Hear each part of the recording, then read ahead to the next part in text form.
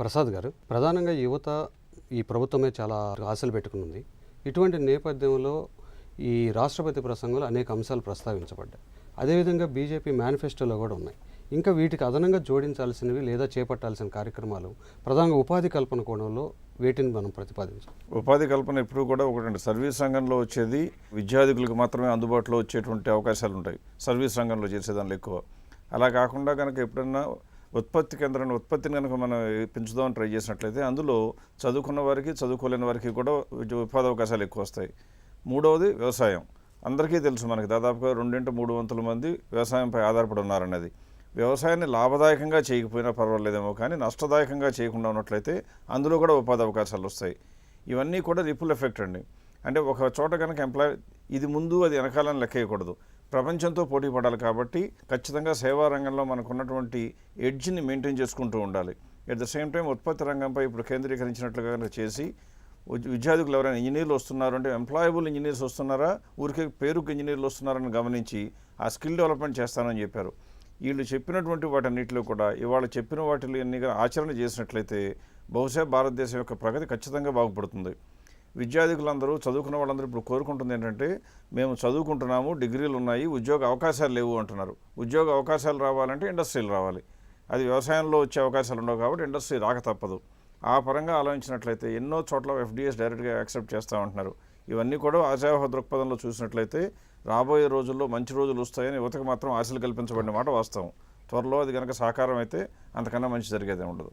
JP గారు, ప్రధానంగా ఎన్నో ఆశలతో భారతదేశం ఎదురు చూస్తుంది. రాష్ట్రపతి ప్రసంగంలో కూడా అలాంటి అంశాలు ప్రతిబింబించాయి. మొత్తం మీద వాటన్నిటిని సాధించగల దిశగా మోడీ ఏ విధంగా పయనించాల్సి ఉంటుంది? 3 విషయాలను కొంచెం అర్థం చేసుకోవాలి. మొట్టమొదటిది, ఒక పౌరుడిగా నాలాంటి వాళ్ళని చూసేది, ఇప్పటికే గత తరం కాలంలో మన మూర్ఖత్వం వల్ల, పేలవమైన నాయకత్వం వల్ల, అవినీతి వల్ల, దూరదృష్టి లేని దుష్పరిపాలన వల్ల ఈ దేశాన్ని చాలా నగుబాటు చేశాం. చైనాతో సమానంగా 1978లో 80లో ఉన్న దేశాన్ని ఈ 30 ఏళ్లలో చైనాతో పోల్చడానికి సాధ్యం కాని దేశంగా మార్చేశాం.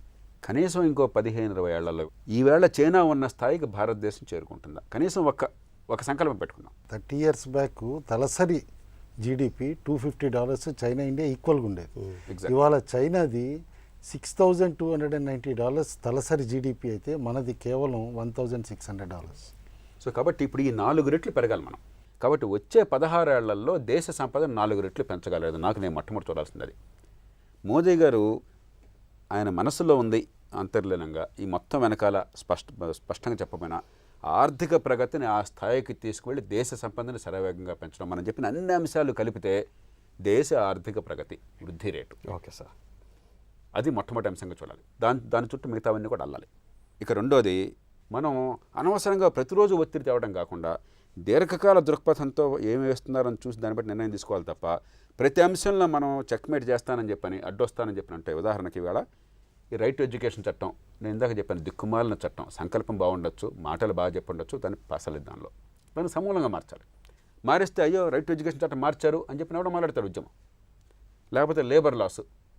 మీరు ఈవేళ దేశంలో, ఈ మాట కొంచెం పచ్చిగా ఉన్నా కూడా చెప్తున్నాను, చెప్పాల్సిన అవసరం ఉంది.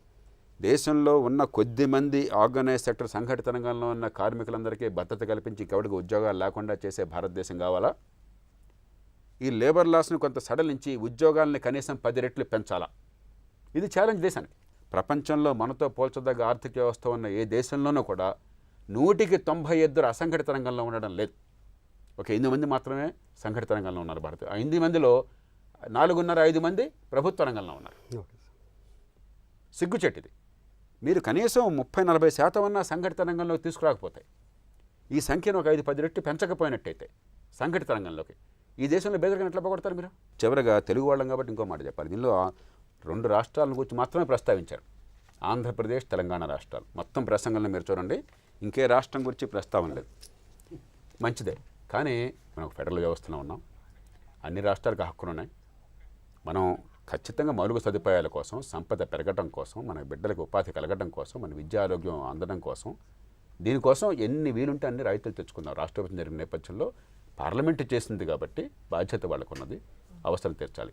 అంతేగాని తెలుగునాటి 2 రాష్ట్రాలు మారుతున్న ఆర్థిక పరిస్థితిని దేశంలో దృష్టిలో ఉంచుకుని మన ప్రయోజనాన్ని ఒడుపు ఎలా సాధించుకోవాలి, ఈ 2 రాష్ట్రాలు 10 ఏళ్లలో దేశంలో అగ్రగామిని ఎట్లా అవ్వాలి, ప్రపంచ సంగతి రావచ్చుద్దాం, అది దేశం అంతా పట్టించుకోవాలి, దేశంలో అగ్రగామిని ఎట్లా అవ్వాలి, అలా ఆలోచించాలి. దేశ ప్రజల ఆకాంక్షలు ప్రభుత్వ లక్ష్యాలను నిర్దేశిస్తూ పార్లమెంట్లో రాష్ట్రపతి ప్రణబ్ ముఖర్జీ చేసిన ప్రసంగం అందరినీ ఆకట్టుకుంది. దేశాభివృద్ధి దిశగా కొత్త ప్రభుత్వం లక్ష్యాన్ని స్పష్టం చేశారు.